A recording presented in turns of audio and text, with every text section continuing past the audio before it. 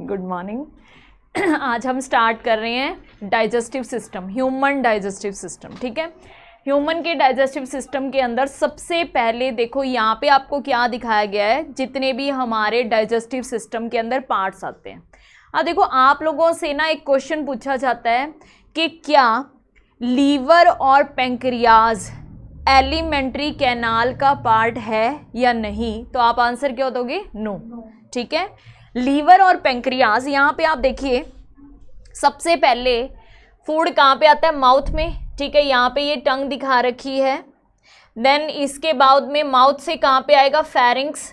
फिर ये क्या है? अपने ईसोफेगस। ईसोफेगस को हम क्या बोलते हैं? Food pipe. ईसोफेगस को क्या बोलते हैं? Food pipe. ईसोफेगस से फूड अब कहाँ पे जाएगा? स्टमक में जाएगा। लीवर का कोई रोल नहीं है, लीवर का कोई रोल नहीं है। यानी आप ये कहेंगे कि लीवर में खाना नहीं जाता। लीवर से क्या सिक्रीट होता है? बाइल जूस सिक्रीट होता है, जो एलिमेंट्री कैनाल के अंदर भी आप क्या कहेंगे, यहाँ पे जहाँ से स्टमक से फूड है स्मॉल इंटेस्टाइन में जाएगा, वहाँ पे मिक्स होता है। इधर इसके बिल्कुल बैक साइड में क्या प्रेजेंट है? पेंक्रियाज। पेंक्रियाज से आते हैं पेंक्रियाटिक जूस, वो भी स्मॉल इंटेस्टाइन के अंदर डाले जाते हैं। ठीक है, तो इनके अंदर आपको याद रखना है लीवर और पेंक्रियाज। यहाँ पे क्या प्रेजेंट है? पेंक्रियाज। लीवर और पेंक्रियाज के अंदर कभी फूड जाता नहीं है, इनसे सिक्रीशंस आते हैं जो फूड के डाइजेशन में हेल्प करते हैं। तो एलिमेंट्री कैनाल के अंदर आप लीवर और पेंक्रियाज को ऐड नहीं करेंगे, क्योंकि वहाँ पर क्या है? फूड नहीं जाता। अब जैसे अगर आप पैसेज देखें तो देखो यहाँ पे फूड कहाँ से कहाँ जाता है, फूड कहाँ से कहाँ जाएगा। देखो सबसे पहले फूड होगा माउथ में। माउथ में क्या आएगा? अपर और लोअर लिप। माउथ में क्या आता है? अपर और लोअर लिप। माउथ से फूड कहाँ जाएगा? ऑरल कैविटी में जाता है। ऑरल कैविटी से फेरिंग्स, फेरिंग्स से ईसोफेगस, ईसोफेगस से स्टमक, स्टमक से small intestine, then large intestine, then rectum और एनस। क्या मैंने इस ट्रैक में लीवर और पेंक्रियाज का नाम लिखा है? नहीं लिखा ना। इसका मतलब क्या है कि फूड ना तो लीवर में जाएगा ना पेंक्रियाज में जाएगा, उनसे तो क्या है? बाइल जूस और पेंक्रियाटिक जूस आएंगे जो फूड के डाइजेशन में हेल्प करेंगे। जो किस में हेल्प करेंगे? फूड के डाइजेशन में हेल्प करते हैं। ओके, तो ये सारे पार्ट दिखा रखे हैं आपको डाइजेस्टिव ट्रैक के। इसमें स्टमक के 3 पार्ट्स होते हैं। स्टमक का ये डायग्राम आपको शो किया हुआ है। इसके अंदर ऊपर वाले पार्ट को हम क्या बोलेंगे भाई? फंडस। सेकेंड क्या है? कार्डियक। और थर्ड क्या है? पाइलोरिक। आपको यहाँ पे क्वेश्चन पूछ सकते हैं कि क्या फंडस पार्ट के अंदर फूड जाता है? नो। ठीक है, फंडस पार्ट है। देखो यहाँ से इस तरीके से फूड के पार्टिकल्स आ रहे हैं, फूड के पार्टिकल्स आ रहे हैं तो सीधे इस तरीके से आएंगे और ये कार्डियक रीजन में रहेंगे। कार्डियक से ये इधर आ जाएंगे, लेकिन फूड पार्टिकल्स इधर नहीं जाते हैं। यहाँ पे क्या भरी रहती है? गैस, या फिर आप क्या कहोगे? एयर। ये क्वेश्चन आपसे पूछ सकते हैं कि स्टमक के कौन से पार्ट के अंदर एयर भरी रहती है? स्टमक के कौन से पार्ट के अंदर एयर भरी रहती है? तो आप क्या आंसर दोगे? फंडस। ठीक है, तो माउथ का कोई पार्ट नहीं है। Oral cavity, pharynx, oesophagus, stomach के 3 पार्ट हो गए, फंडस, कार्डियक और पाइलोरिक। देन इसके बाद आता है अपना स्मॉल इंटेस्टाइन। स्मॉल इंटेस्टाइन के भी अपने 3 पार्ट होते हैं भाई। सीक्वेंस वाइज ये नाम लिखे हुए क्या क्या होते हैं? Duodenum, jejunum, ileum. क्या क्या होते हैं? ड्यूडेनम, जेजेनम, इलियम है स्मॉल इंटेस्टाइन। स्मॉल इंटेस्टाइन के ऊपर ना एक क्वेश्चन और पूछा जाता है कि ये लार्जेस्ट पार्ट है एलिमेंट्री कैनाल का, कितनी लंबी होती है? कोई बता सकता है?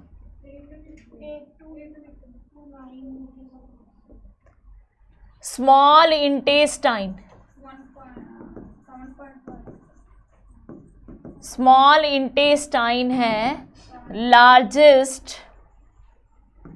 Part of alimentary canal. Largest, longest भी कह सकते हो। ठीक है, नहीं, लॉन्गेस्ट सबसे लंबा पार्ट या सबसे लार्ज पार्ट कौन सा है? स्मॉल इंटेस्टाइन है। ये कितनी लंबी होती है? 6 मीटर। कितनी लंबी होती है? 6 मीटर तक लंबी होती है। याद रखिएगा, ये क्वेश्चन आप लोगों से एग्जाम में पूछ सकते हैं कि हमारी स्मॉल इंटेस्टाइन कितनी लंबी होती है। कितनी लंबी होती है? 6 मीटर तक लंबी होती है। ठीक है, अब इसके अंदर लास्ट पार्ट अपना क्या है? Large intestine. लार्ज इंटेस्टाइन के पार्ट लिखो।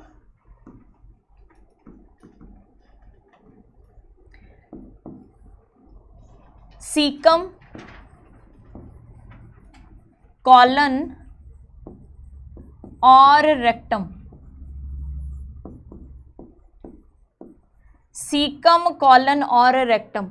सीकम पार्ट के आगे एक आउटग्रोथ निकली होती है। जैसे हम लार्ज इंटेस्टाइन का डायग्राम बनाते हैं ना, तो इस तरीके से बनाते हैं बेटे। देखो, एक यहाँ पे ऐसे, यहाँ पे इस तरीके से एक आउटग्रोथ निकली हुई होती है, और लार्ज इंटेस्टाइन है ना, वो ऐसे होती है क्वेश्चन मार्क शेप के अंदर, इस तरीके से।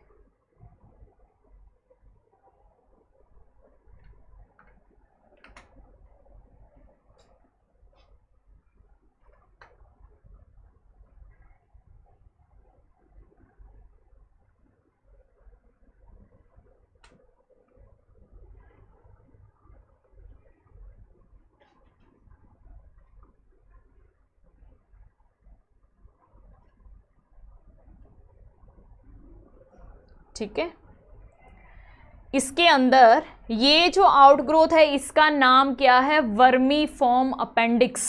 सुना है सबने? Vermiform appendix. ये क्या है? वेस्टिजियल ऑर्गन है हमारा। यानी पहले कहते ये हमारी बॉडी के अंदर एंटीबायोटिक्स को सिक्रीट करता था। ठीक है, इसके अंदर बैक्टीरिया रहता था, लेकिन अब इसका कोई काम नहीं है, ये कोई काम नहीं करता, इसलिए इसे हम क्या बोलते हैं? वर्मीफॉर्म अपेंडिक्स को बोलते हैं वेस्टिजियल ऑर्गन। वेस्टिजियल ऑर्गन मतलब बेकार ऑर्गन, किसी काम का नहीं है। ठीक है, इस पार्ट को क्या बोलेंगे? Caecum, then colon. कॉलन ये 3 टाइप का है, देन उसके बाद में रेक्टम। ठीक है, तो ये है लार्ज इंटेस्टाइन के पार्ट्स। लास्ट अपने पास क्या है? एनस।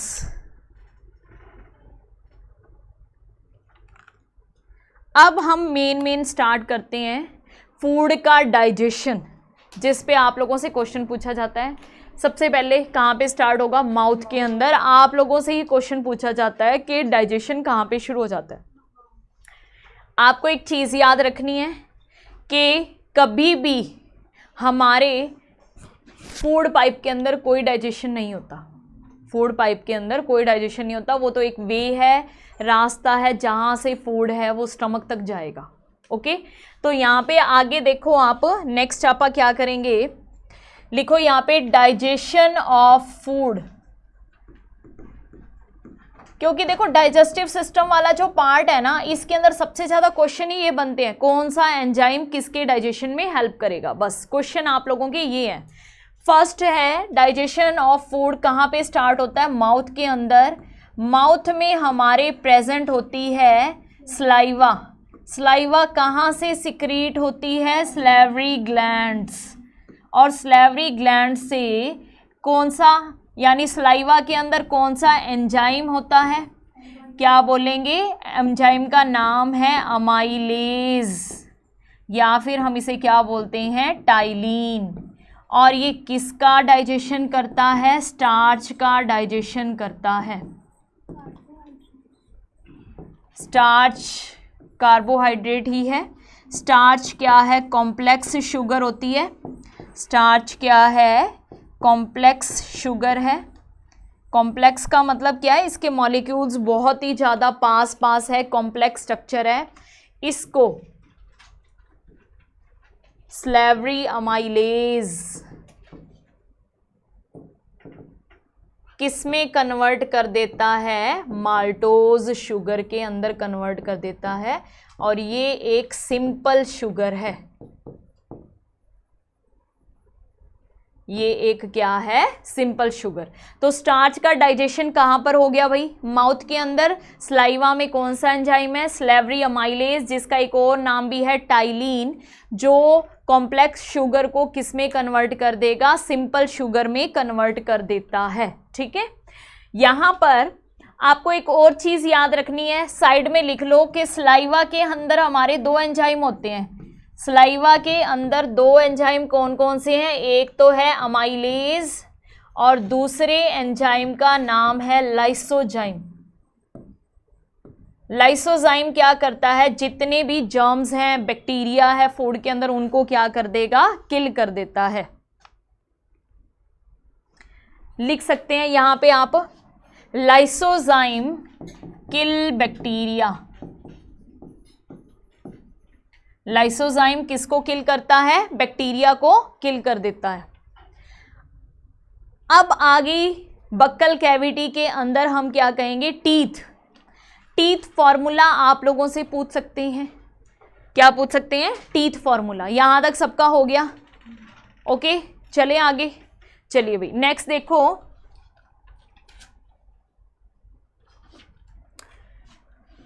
टीथ।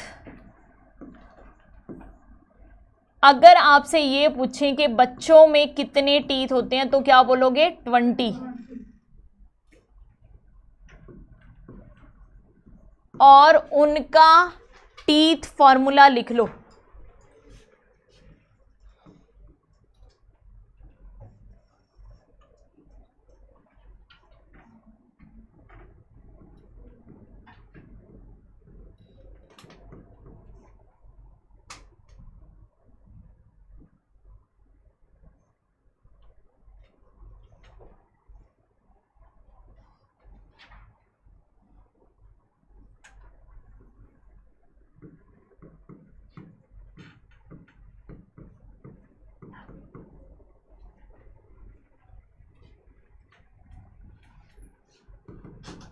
ठीक है, और अडल्ट का टीथ फॉर्मूला लिखो।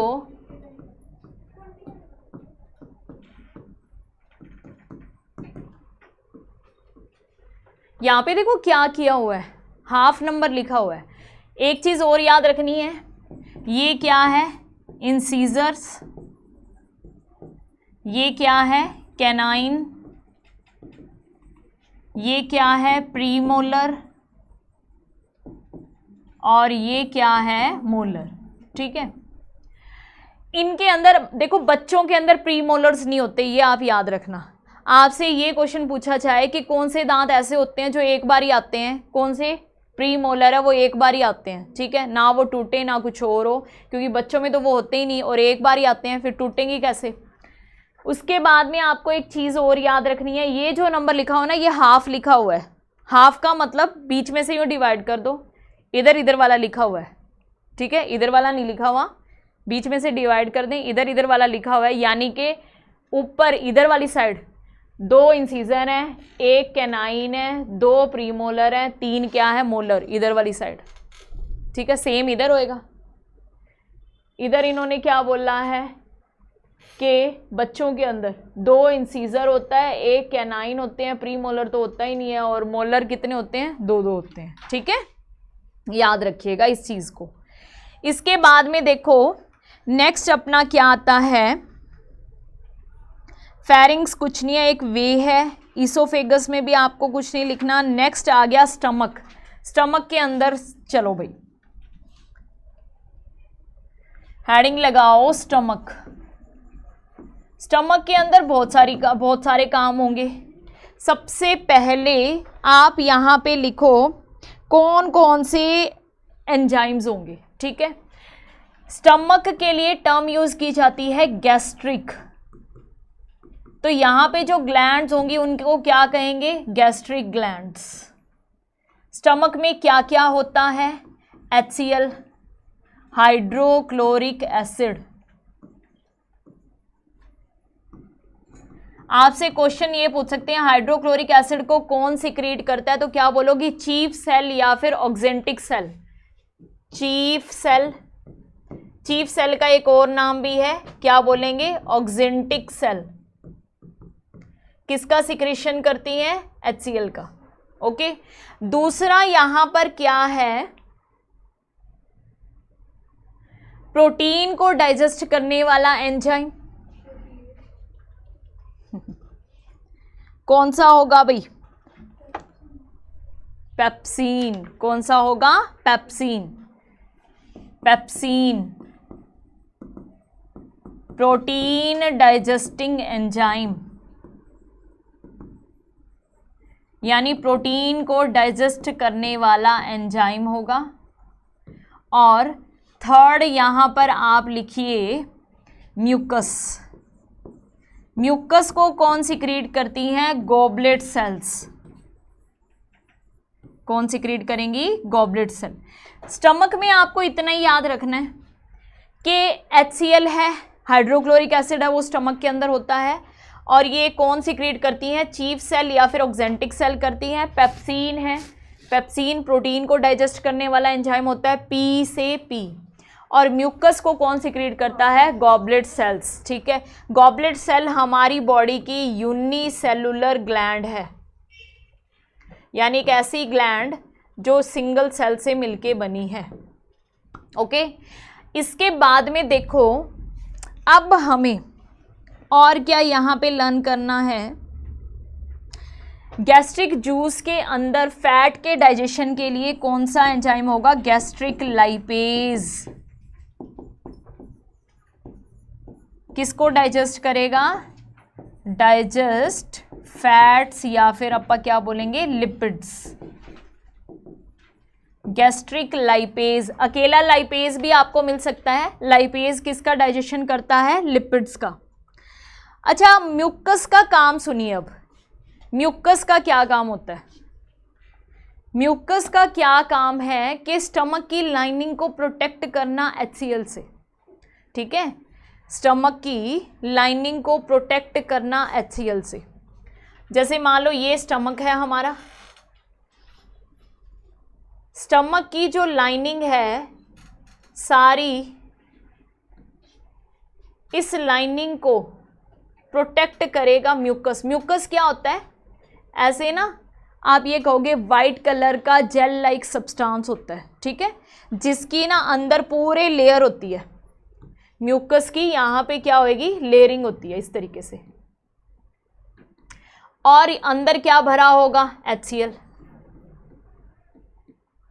HCl का pH कितना होता है? यहाँ पे जो HCl है इसका pH कितना होता है? 1.2। वैसे तो आप क्या कहते हैं? HCl एक स्ट्रॉन्ग एसिड है।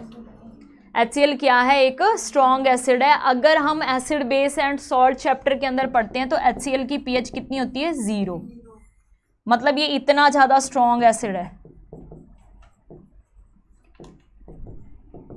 सबसे कम pH होती है HCl की। ठीक है, लेकिन स्टमक का pH है 1.2 के आसपास होता है। इतना इसका क्या होगा? pH होगा। अब यहाँ पे इस HCl से स्टमक की लाइनिंग को कौन प्रोटेक्ट करता है? म्यूकस। ठीक है, अगर हमारे अंदर एसिडिटी की प्रॉब्लम है तो ये HCl क्या करता है? म्यूकस की लाइनिंग को तोड़ देता है और स्टमक के अंदर क्या है? अल्सर हो जाता है, घाव हो जाते हैं, फिर पेट में दर्द होना शुरू हो जाता है। अगर हम ज़्यादा मिर्च मसाले और हैवी फूड और मतलब ऑयली फूड, बाहर का बर्गर पिज़्ज़ा वगैरह ये ज़्यादा अगर अपनी डाइट के अंदर लेंगे तो। ठीक है, तो आगे देखिए, अब हम कहाँ पहुँचेंगे? स्मॉल इंटेस्टाइन के अंदर। स्मॉल इंटेस्टाइन के अंदर क्या होगा? देखो भाई, स्मॉल इंटेस्टाइन करने से पहले हम पढ़ते हैं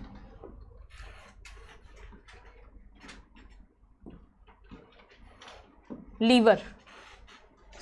यहां पे देखो क्या दिखा रखा है, ये स्टमक है, ये स्टमक है। स्टमक के साथ आपको यहां पे दिख रही है एक स्ट्रक्चर, इसे बोलते हैं स्प्लीन। क्या बोलते हैं? स्प्लीन। स्प्लीन क्या होता है? ग्रेव यार्ड ऑफ आरबीसी, कब्रिस्तान ऑफ आरबीसी। लिख लो यहां पे, स्प्लीन क्या होता है? Graveyard of RBC. कब्रिस्तान है ये आरबीसी का, मतलब जितनी भी आरबीसी मर जाती हैं उनको ये क्या है, पकड़ पकड़ के ख़त्म कर देता है और बॉडी की सफाई कर देता है। ओके, तो यहाँ पे स्टमक के साथ देखो स्प्लीन लगा हुआ है। ये स्टमक के इधर वाली साइड क्या है, लीवर। ये क्या लगा हुआ है, लीवर। और लीवर के ऊपर आपको दिख रहा है ये ग्रीन सी थैली, ये क्या है, गॉल ब्लैडर, जिसे अपन नॉर्मल लैंग्वेज में बोलते हैं पित्ते की थैली। तो इस लीवर के अंदर यहां पर बनता है भाई बाइल जूस।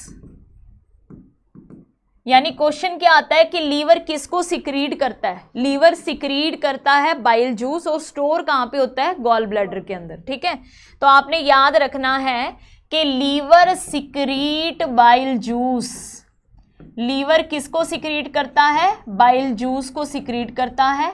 और स्टोर कहां पे होता है bile juice, store in gall bladder. ठीक है, दोनों क्वेश्चन आपसे पूछे जाते हैं कि बाइल जूस कौन सिक्रीट करता है, कौन स्टोर करता है। सिक्रीट तो करता है लीवर और स्टोर करता है गॉल ब्लैडर। ठीक है, अब गॉल ब्लैडर से जितना भी बाइल है ये देखो किसके अंदर जा रहा है, स्मॉल इंटेस्टाइन। ये पाइप है ना, ये पीछे से होती हुई ये देखो यहाँ पे ओपन हो रही है, यहाँ पे ओपन हो रही है। यानी गॉल ब्लैडर से सारा बाइल जूस अब कहाँ पे जाएगा, ये स्मॉल इंटेस्टाइन का ड्यूडेनम पार्ट आ गया। स्मॉल इंटेस्टाइन का कौन सा पार्ट आ गया, ड्यूडेनम। हाँ जी, ये गॉल ब्लैडर से देखो, फिर से देखो, गॉल ब्लैडर से ये जो पाइप आ रही है, डक्ट आ रही है, इस डक्ट को बोलते हैं सिस्टिक डक्ट। क्या बोलते हैं, सिस्टिक डक्ट। ये डक्ट आ रही है और ये पीछे से होते हुए ये देखो यहाँ पे ओपन हो रही है। ये किस में ओपन हो रही है, ड्यूडेनम में ओपन हो रही है। स्मॉल इंटेस्टाइन का जो फर्स्ट पार्ट है उसके अंदर ओपन हो रही है। ठीक है, यहाँ पर स्मॉल इंटेस्टाइन के अंदर इधर से तो आएगा बाइल जूस, और इसके पीछे ये देखो आपको थोड़ा सा दिख रहा है, ऐसे ऐसे एक पत्ता सा दिख रहा है। यहाँ पे ये क्या है, पेंक्रियाज है, और इधर से आएगा पेंक्रिएटिक जूस। क्या आएगा, पेंक्रिएटिक जूस आएगा। तो एक तरफ से बाइल जूस, एक तरफ से पेंक्रिएटिक जूस, कहाँ पे आ जाएंगे इकट्ठे, ड्यूडेनम के अंदर आ जाएंगे। कहाँ पे आ जाएंगे, ड्यूडेनम के अंदर। आगे देखो पेंक्रियाज का अपने डायग्राम भी दिया हुआ है, ये दिया हुआ है पेंक्रियाज का डायग्राम। देखो ये भी कहाँ पे ओपन होएगा, ड्यूडेनम के अंदर ओपन होता है। पेंक्रियाज के अंदर आप एक चीज देखो, लीवर से क्या सिक्रीट होता है, मैंने अभी आपको बताया, बाइल जूस सिक्रीट होता है। और बाइल जूस स्टोर कहाँ पे होता है, गॉल ब्लैडर के अंदर होता है। यहाँ पर देखो ये पेंक्रियाज दिया हुआ है। पेंक्रियाज के ऊपर बड़ा क्वेश्चन आता है, हर बार आता ही आता है। पेंक्रियाज के अंदर क्या दे रखा है, ये एक हेटेरोक्राइन ग्लैंड है। ये एक क्या है, हेटेरोक्राइन ग्लैंड है। हेटेरोक्राइन ग्लैंड का मतलब क्या है, जिसके अंदर एंडोक्राइन और एक्सोक्राइन दोनों पार्ट है। समझो पहले एंडोक्राइन और एक्सोक्राइन पार्ट क्या होते हैं। अगर इसके अंदर इन्होंने क्या बोला है, एंडोक्राइन का मतलब क्या है, यहाँ पे आपको जो ये ब्लू ब्लू सी सेल्स दिखाई दे रही हैं, इनके साथ कोई ट्यूब नहीं है। देखिए बड़े ध्यान से देखो, इनके साथ कोई ट्यूब नहीं लगी हुई, लेकिन यहाँ पे जो ये ग्रीन सा हिस्सा है ना, इसके साथ ट्यूब है। ये देखो दिख रहा है भाई, इन पार्ट्स के साथ तो ट्यूब्स हैं, लेकिन इस पार्ट के साथ कोई ट्यूब नहीं है। अब ये जो ब्लू वाला पार्ट है ना, इससे जो भी हार्मोन्स निकल रहे हैं वो सीधे ब्लड में डाले जा रहे हैं। कहाँ पे डाले जा रहे हैं, ये ब्लड वेसल है, यानी यहाँ पर भी मान लो ब्लड वेसल होएगी, तो इससे जो भी हार्मोन्स निकलेंगे वो डायरेक्ट किस में डाले जा रहे हैं, ब्लड में डाले जा रहे हैं। कोई ट्यूब नहीं है कहीं पे ले जाने के लिए, तो उस पार्ट को बोलते हैं हम एंडोक्राइन।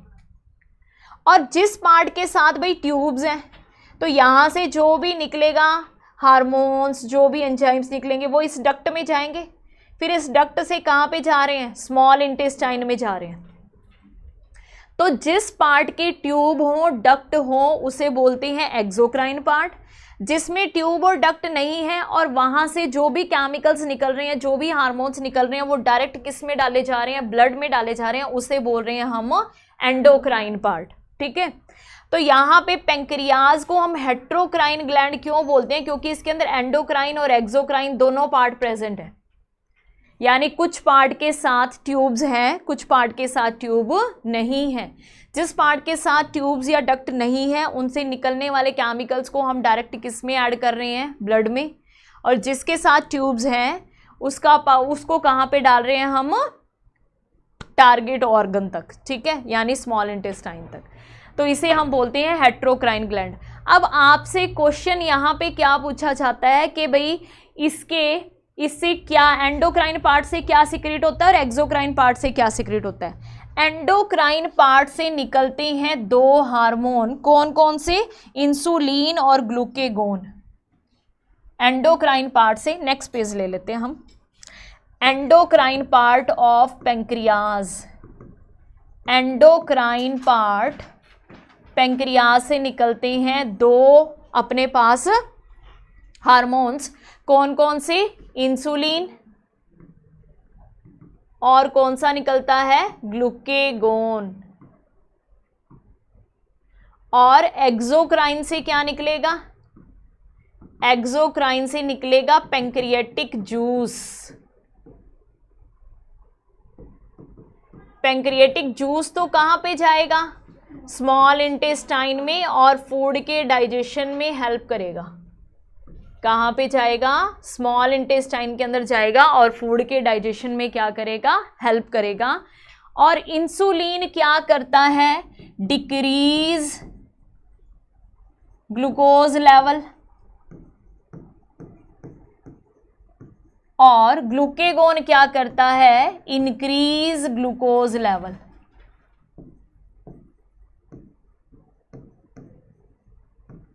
इन ब्लड, यानी एक तो ब्लड में ग्लूकोज के लेवल को कम कर रहा है और दूसरा ब्लड के अंदर ग्लूकोज के लेवल को बढ़ा रहा है, ठीक है। आपसे क्वेश्चन और पूछ सकते हैं कि ग्लूकेगोन कौन सी सेल से सिक्रेट होता है, क्या बोलोगे, ग्लूकेगोन सिक्रेट होता है अल्फा सेल से, और इंसुलिन सिक्रीट होता है beta cell of pancreas. Alpha और बीटा सेल्स, ठीक है। ग्लूकेगोन सिक्रीट होता है अल्फा सेल से और इंसुलिन सिक्रीट होता है बीटा सेल से, ठीक है। समझ में आ गया, किसी को कुछ नहीं आया तो पूछ सकते हैं।